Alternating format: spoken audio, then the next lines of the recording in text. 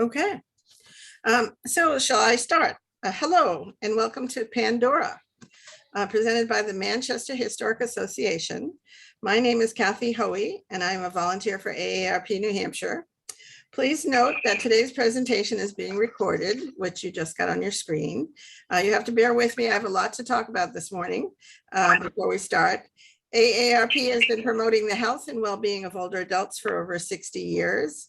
Here in New Hampshire, AARP staff and volunteers work together to make our community a friendly, livable place to work, play, and explore for people of all ages, and work closely with community stakeholders like the Manchester Historic Association to make our community an even better place to live. Additionally, we strive to bring you informative, innovative, and fun virtual events like today's presentation as a means of connection and inclusion. First, we have, before we get started, I'd like to cover a few housekeeping items. To eliminate background noise, be sure to mute your microphone, and I think Mary's going to mute everybody's line right now. You are welcome to appear on or off camera. You can mute your video if you'd like. But again, we are recording today's presentation. So if you do not want your video camera on, just click the video camera icon on the bottom left of your screen if you're on a computer to be sure it has a line through it. We'd love to hear from you though today. So please use the chat box, which can be accessed by clicking the chat button, which is at the bottom of your screen, and type your question or comments where it says type message here. Bev, a fellow volunteer, will be monitoring the chat and raising your questions and comments throughout the program. Finally, we encourage you to rename yourself so we can recognize you in the chat. To do this, move your cursor to the upper right corner of your image and click on the three dots. Click rename. Using just your first name is just fine. And I believe everybody kind of has done that right now. Anyway, given that today's topic, we would like to share a little bit of information on AARP's work and job resources. If you are considering starting a business, check out AARP's small business webpage. We'll put the link in the chat, which I think Bev will be doing. And we will visit the Small Business Resource Center for the 50 Plus, a collaboration between AARP and public-private strategies. We'll put a link in the chat for this as well. And finally, for a checklist of questions to ask yourself to see if you have what it takes to be a small business owner, and key decisions help you to turn your business ideas into a real possibility, check out AARP's Starting a Small Business video.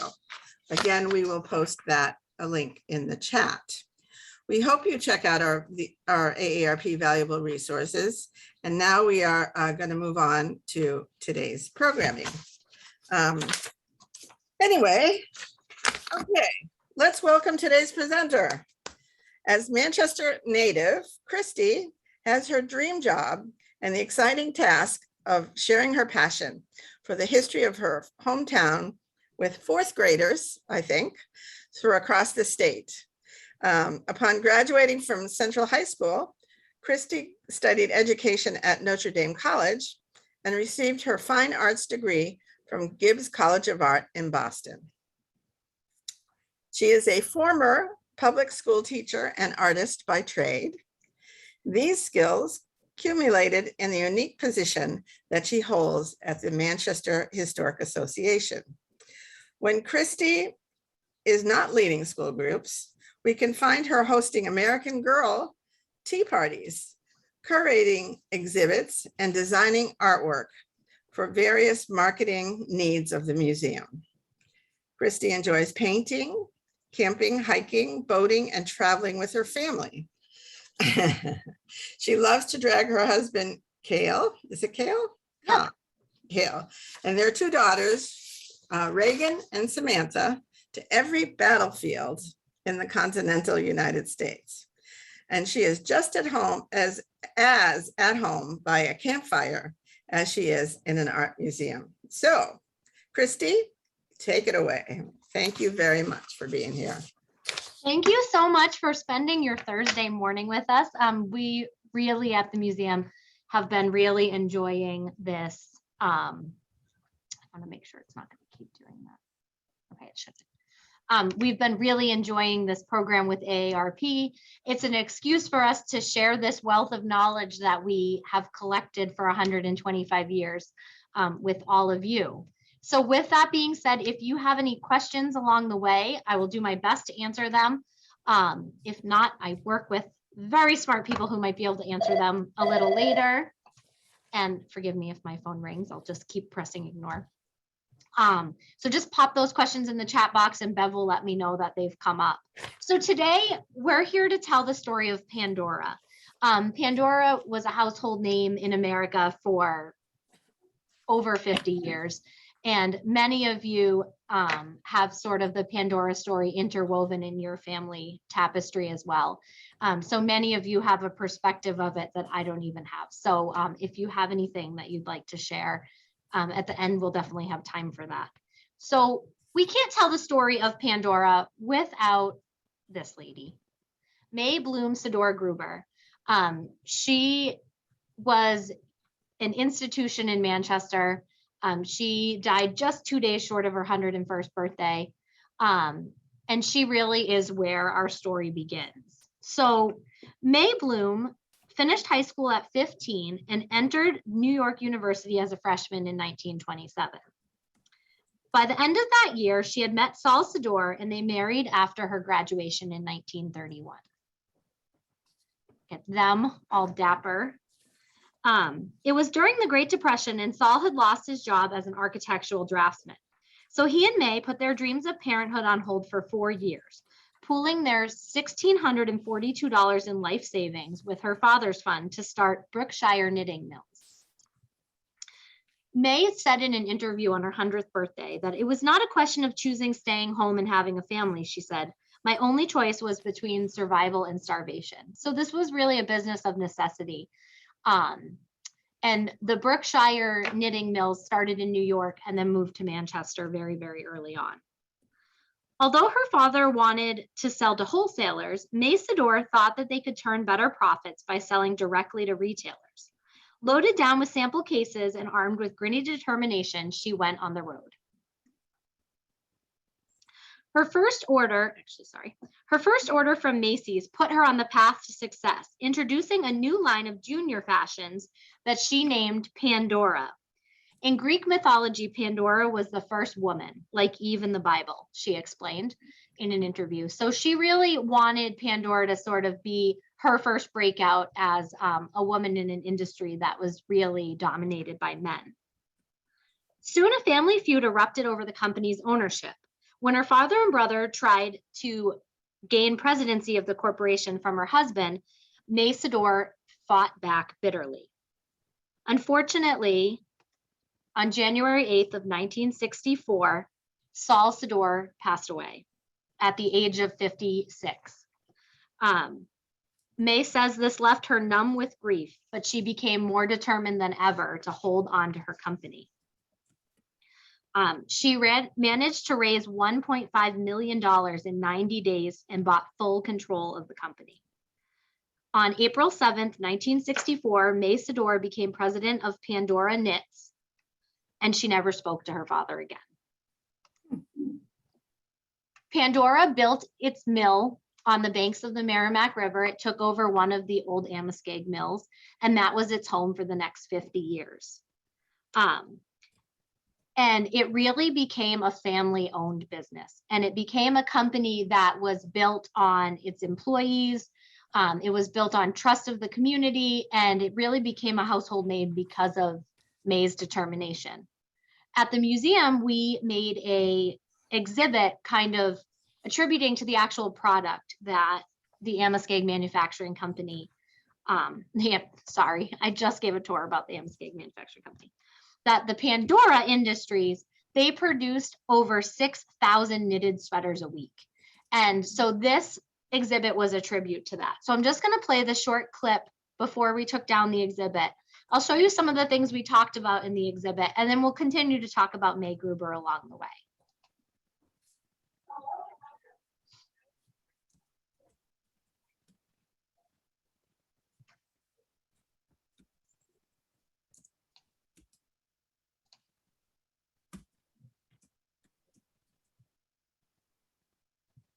We aren't hearing the audio. Oh, you're not? Okay, hold on.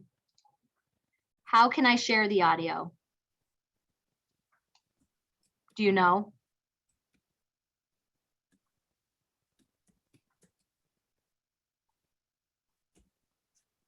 All right, well, I will just tell it to you.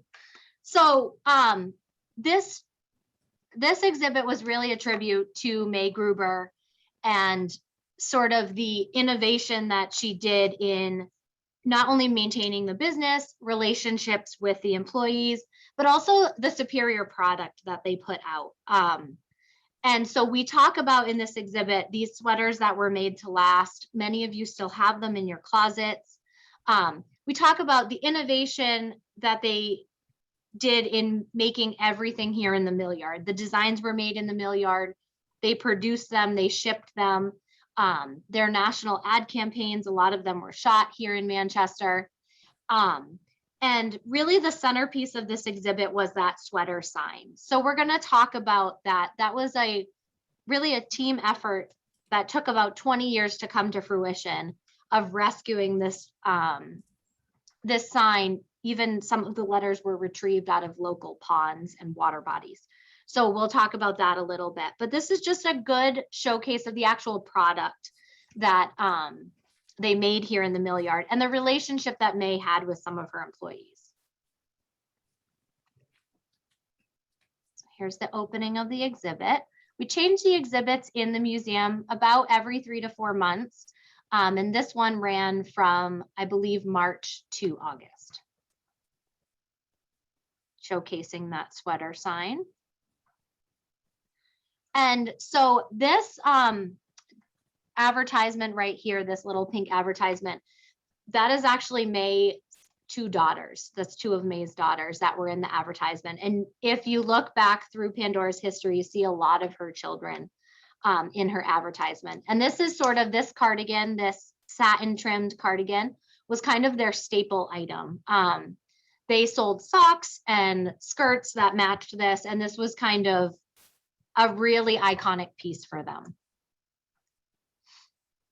In the Millyard, they had designers from all over the world come and set up their offices here, and they worked out the designs from start to finish here in the Millyard. We were very fortunate to get a large donation from Suzanne Ray, a former designer of Pandora.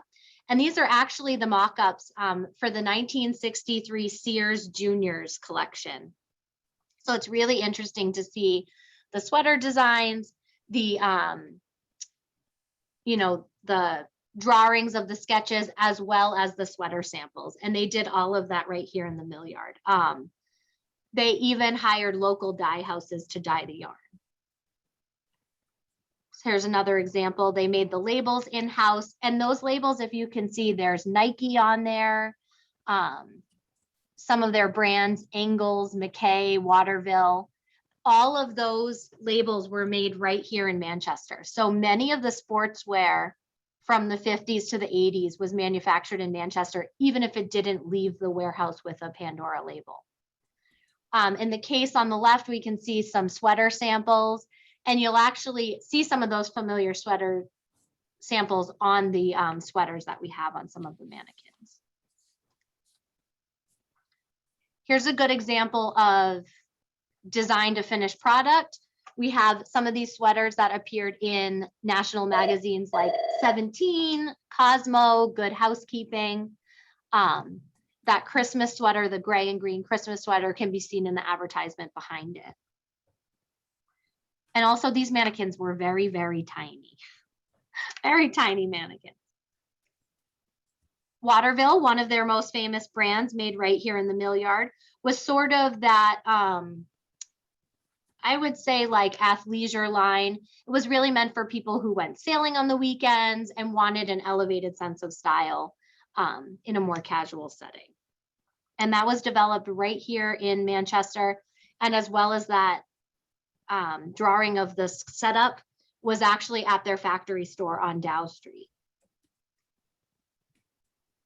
Angles was their teen brand, really geared towards Sears, Macy's, Jordan Marsh, sold a lot of these brands. These sweaters would have been advertised in 17 magazine and Marie Claire. Just kind of a really good mashup of some of the beautiful advertising. I was telling some of the ladies before that in that striped photo, right off to the side of, it gets cut off between the two slides with the three ladies in the striped outfits. The woman to the right is or to the left, sorry, is actually Christy Brinkley, a very, very young Christy Brinkley. She did a lot of advertising for Pandora, and they must have really liked her look because they used her 75 different times. And first and foremost, Pandora was a family company. And Pandora was part of many different sort of knitting groups and yarn purchaser groups. And one of the major yarn suppliers was acrylic, which was the first plastic-based fiber that was used in American knitting. And they really wanted to advertise it as a good, cheap source of fiber. And so they asked all of the CEOs of the different sweater manufacturers to take a picture of them knitting for national advertisement.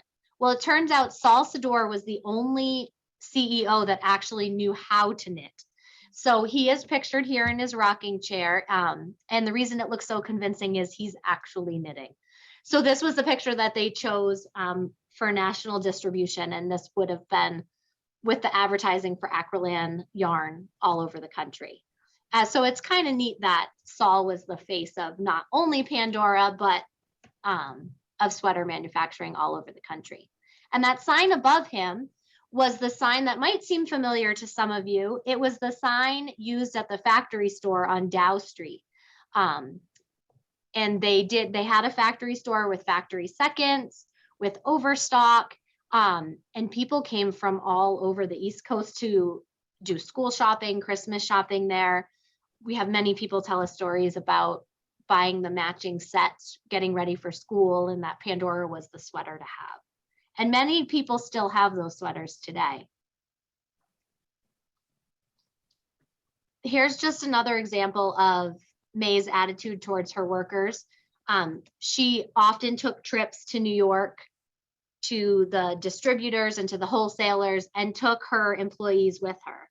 They did incentives. In this picture on the left, they're actually handing out bonus checks for an anniversary of Pandora. And they really took pride in their workers, in the product.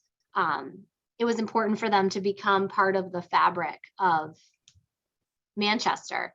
And so these pictures are from the 80s, and you can see the ladies assembling the sweaters. And we've actually had several of the ladies in these pictures come into the exhibit when it was up and tell us the names of some of their coworkers that were in these pictures. We had a 97-year-old woman that could even identify the blurry lady in the top right corner.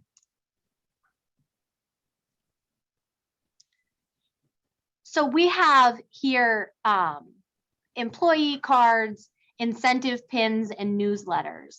The yarn was the newsletter that Pandora produced monthly for their employees and their stockholders.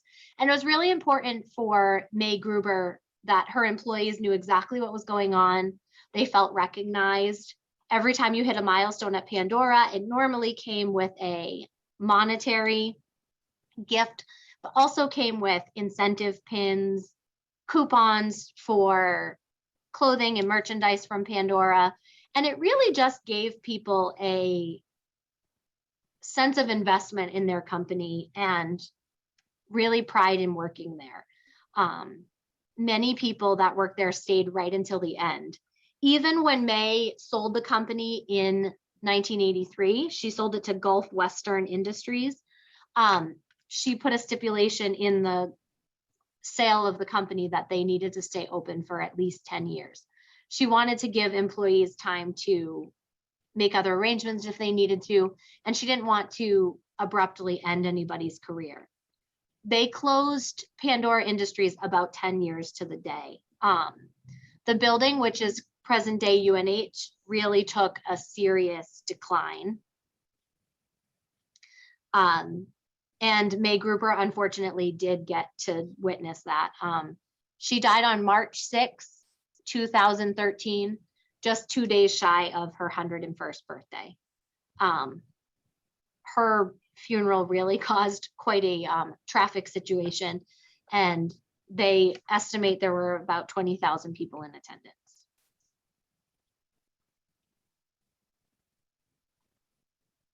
So this is the Pandora building, somewhere between the time that it closed and sometime between the time that UNH took it.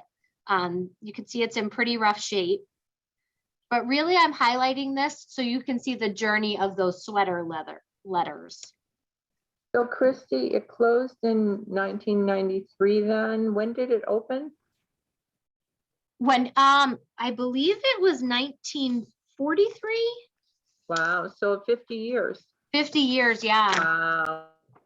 Yeah, and it started off as Brookshire Knitting, so we're still counting that because then they May changed the name when she took over to Pandora. And Thank now you. you might recognize this building because now it is UNH Manchester. Dean Kamen is actually the man that was responsible for buying back this building. There's a tree growing out of it, right out of the top. And those Pandora letters sat on top of the building for a few years, but then leaned up against the side for almost 10 years. So here they are. This is the Pandora letters. Underneath the Pandora letters, it would have said Home of Sweaters. And that's what we were able to rescue. So these were hollow aluminum letters, and they didn't survive very well. This is the Home of Sweaters. This is part of the letters that this is the shape that we received them in. So there were rescue efforts. This is the bottom of the P, I believe. There were rescue efforts to save these letters. And we had 200 individual donations ranging anywhere from $5 to $1,000 to restore these letters. But some of them were missing. Some shape of the letters.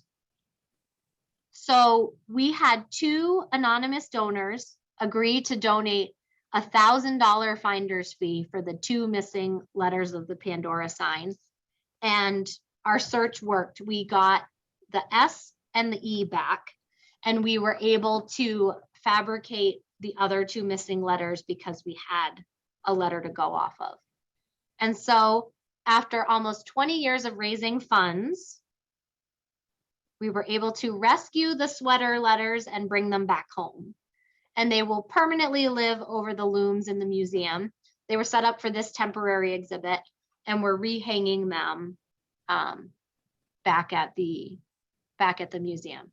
So the sweater sign is officially back in the Millyard.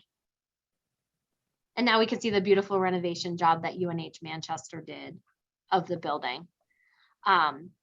May Gruber did get to see the building fully renovated, and I'm sure that would have made her really happy because I know it was really hard for her to see not only Pandora eventually close, but also the building fall into such despair.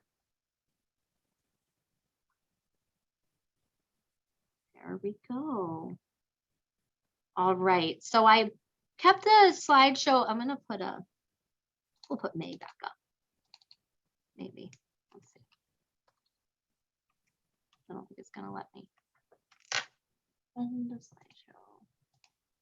slideshow. Why did the there's mill my children. close, Christy? So May was just, she was just ready to, she was just ready to be done. She had, there we go, we'll leave it on that. She had was just getting older. She was well into her 80s when she sold the Pandora, and she just couldn't keep it up anymore. None of her children wanted the company. And she had been really pressured too, I think, by Gulf Western, which was a big knitwear. And they eventually moved the operation overseas. Oh, so they didn't go out of business. They moved to probably cheaper labor. They did, although I think the Pandora brand is no longer manufactured. I think they manufacture it under other labels now. Yeah, I can remember shopping at the store with my mother. Oh yeah, and I have my aunt's sweaters, and I still wear them, and they're probably from the early 50s. Very I mean, cool. they were definitely built to last, and I think that was really May's intention. So. I kept the slide presentation a little bit short because I knew that people would have a lot of questions or anecdotes that they would like to share. Has anything come through on the chat, or does anyone have any questions? I've asked what came through, but I guess with this small of a group, if anybody would have a question, they could go ahead and ask the question. Were a lot of different businesses in the mill area. There was Pandora, there were some Wambeck mills, like some of the textile mills. There were McElwain shoes.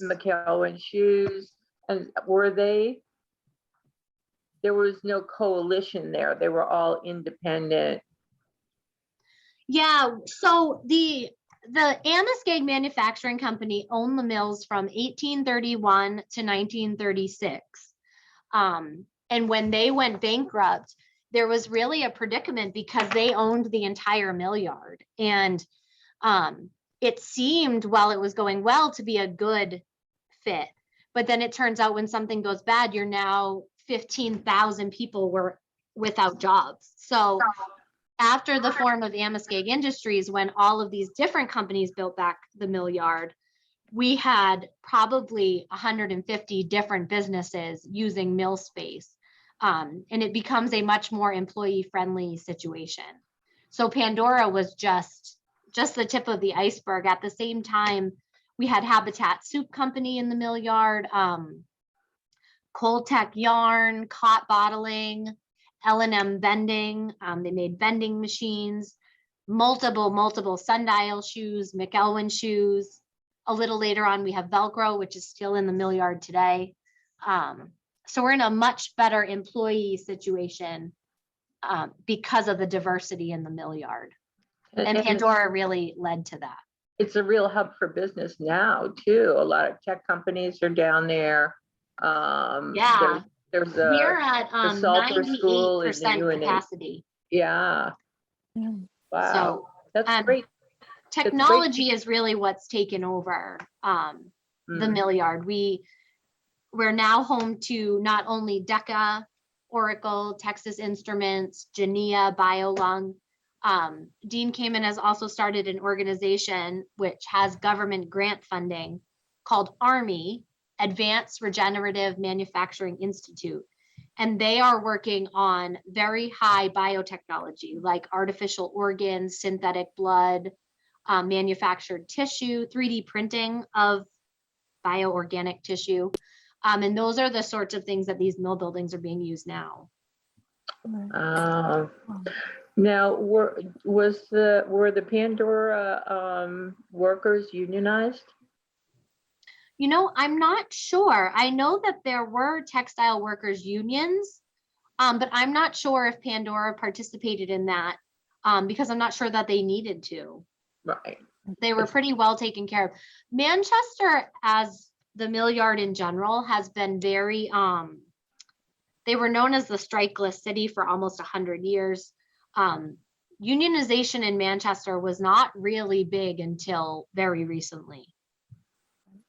Well, it sounds like they were very good to their employees with the bonus incentives and the coupons and the recognitions and so forth. So it probably didn't really have a whole big need for no, that and type of I think that was kind of the sentiment. I know that some of the shoe workers, there were shoe workers unions. I know there were bottling unions, but I haven't heard specifically about Pandora. But in my research for the last year to build up to this exhibit, I've not heard one single employee, ex-employee of Pandora, that had anything unkind to say about working there. So I think that's really a testament to the company and to May Gruber as a CEO. Oh, listen to this. We have an attendee here that worked at Pandora for 15 years, from 1972 to 1987, and there was no union, she says. Okay, that's kind of what I was leaning towards, but I didn't want to commit to that. Did she enjoy working there? Do you have anything to add? Go ahead.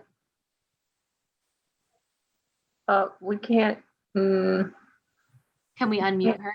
She's not, well, nope, she's not muted. I think it's maybe a speaker issue on her end.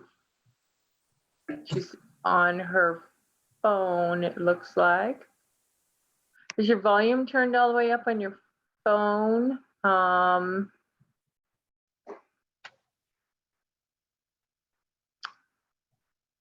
For some reason, we're not getting her audio. It's on her end, not our end. Unfortunately, we can't fix that. That's a really common, she said she worked there for 15 years. Almost everyone I've talked to, it was like a significant chunk of time. And if you think about the amount of people nowadays that work somewhere 15 years, it's very small. People switch careers every 3 or 4 years. So I think that's really a testament to just the company in general. With a good product, a good leader, a good product, and I think a good city to support it. My guess is that whole area, regardless of the industry, was a very high employer of women too. Oh yeah. So 82% of the employees of Pandora were women. She said she loved working there, that Mrs. Gruber was a lovely woman. That's what I hear from everybody. Her son, Ralph Sador, has been a big proponent of renovating the Millyard, making the space usable, and sort of up to par for the needs now. And he talks very, very fondly about his mom and the love she had for Manchester and the community. And I really think that she considered her employees to be part of a much larger family. That's so nice. Yeah. I think and unusual. It's lost. Yeah. She says as a child, she modeled sweaters for a local fashion show as her mother and grandmother worked at the Pandora as well. Oh, that's awesome. Yeah, what a great, thank you so much for joining us and sharing that with us today. I think that really adds a wonderful piece to our conversation. Yes. Does anyone else have any questions? She was with Ralph in the office, she said. Oh, okay, yeah. Someone asked, were the sweaters in your exhibit donated? Yes, so some of them were donated over the years from just individuals who owned them. All of the advertisements, which we had blown up, we have the original magazine spreads, all of the advertisements, sketches, and we have thousands more than we displayed. Sweater pieces and sweaters with the labels intact were donated by a designer named Suzanne Ray. She lives in New York now. She's retired, but she designed for Pandora for 12 years. And she worked very heavily on the Sears label. Sears sold Ingles by Pandora. So a lot of the sweaters in the 70s and 80s that were geared towards sort of the teenage trend, she worked on. And she had scrapbooks and scrapbooks full of incentive letters and thank you letters she got handwritten from Mrs. Gruber, recognition pins, receipts from dinners that she was taken out to. And so she was definitely seemed to be well taken care of, and she cared enough about her career there to really photo document it for us and let us display it and tell her story.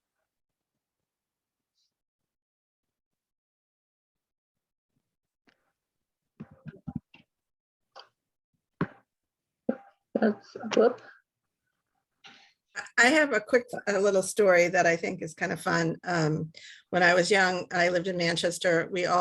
Everybody had Pandora sweaters, but Mrs. Gruber was a member of the temple, one of the Jewish temples in Manchester, and she would donate a lot of her sweaters and a lot of material to the temple when they would have their yearly sale to benefit the temple. And we always waited for that sale, and we always were excited about that sale because we would get the sweaters at somewhat of a reduced cost. Of course, they were probably out of season a bit, but we were very excited about that. And she did wonderful charity work in the city of Manchester as well, I think. She was very involved. They were, the Grubers were a Jewish family, and they were very involved in, I believe it was the Temple Yadath Ashurin that she belonged to. Am I correct? I can't remember which one, but it was obviously the oldest one here, and Yeah. there are two in Manchester, but I Yeah. can't remember the name of the one and I've been there, but I can't remember. Yeah, they were very, very heavily involved, and she was very philanthropic. And in fact, the sales from the factory store often went to various charities around Manchester, and she donated heavily to various organizations, as her son still does, and has really carried on her legacy.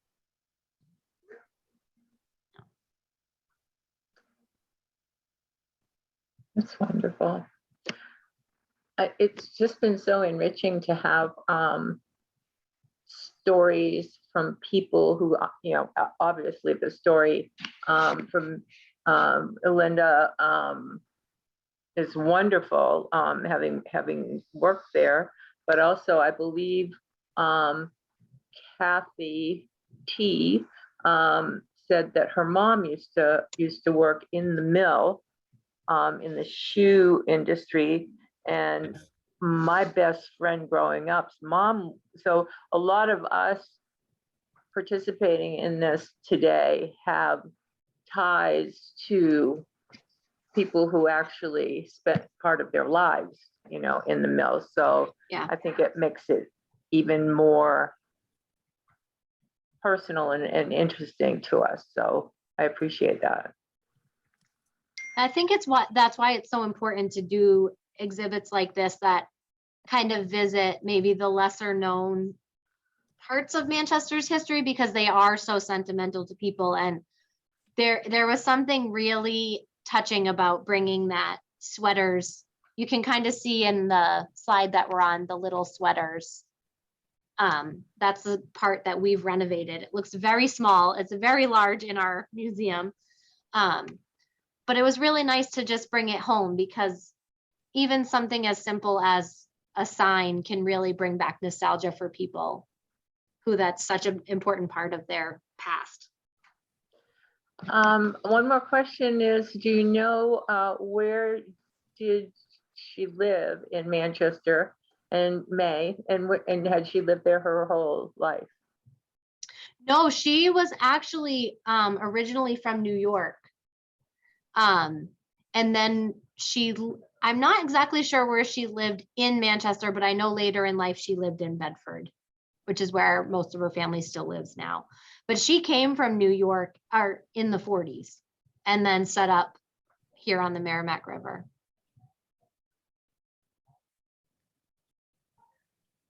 She certainly had a vision, didn't she? She did. And there is a book that she authored called Pandora's Pride. And she really talks about her journey as a woman in a male-dominated business. And one of her stories is that she came to New York with her sample case after she had bought the company from her father, and sat in a room and nobody spoke. And she said, well, do we want to discuss the contract? And they said, oh, well, we're waiting for your husband. And she's like, no, I'm the one that's here to do business. And so I think she had to justify herself very often for at least those first few decades, because it really was a male dominated business at the time. And she really pioneered the way for a female CEO. I like those stories. Me too. She was a spunky lady. If you want a good read, that Pandora's Pride is really, I give it to every girl I know that graduates high school because it's really kind of a cool story about how, women can do anything they want.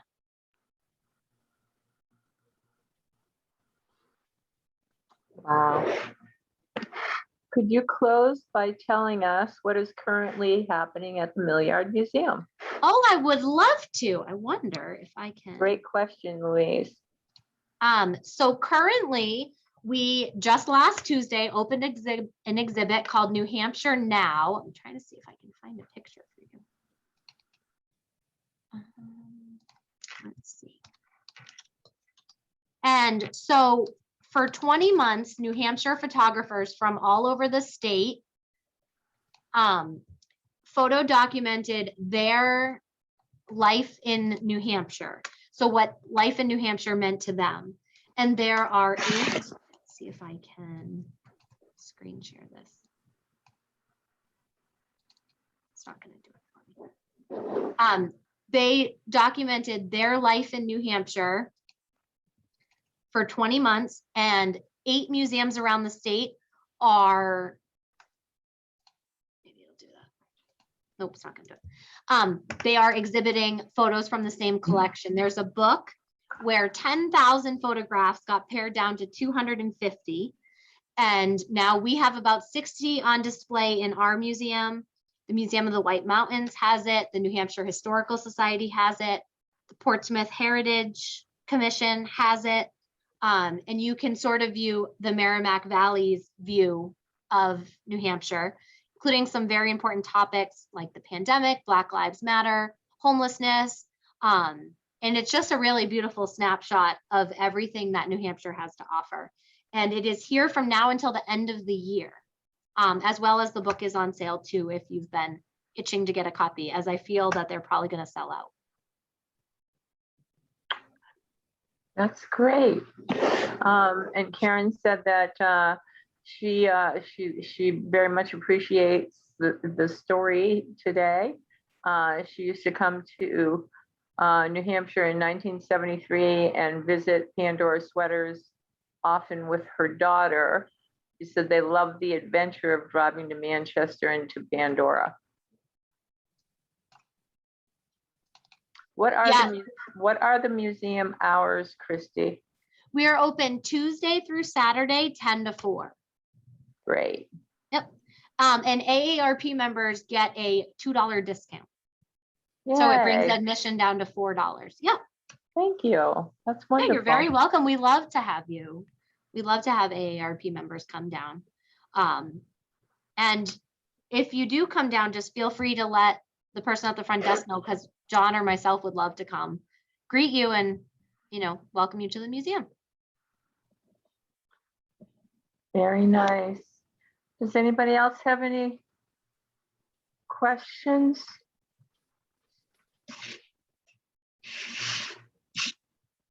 No.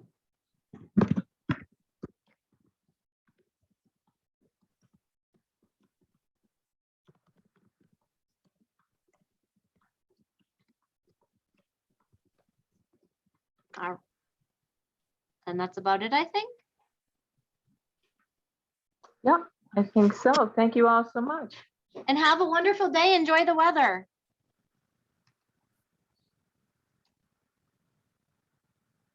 Thanks, everyone.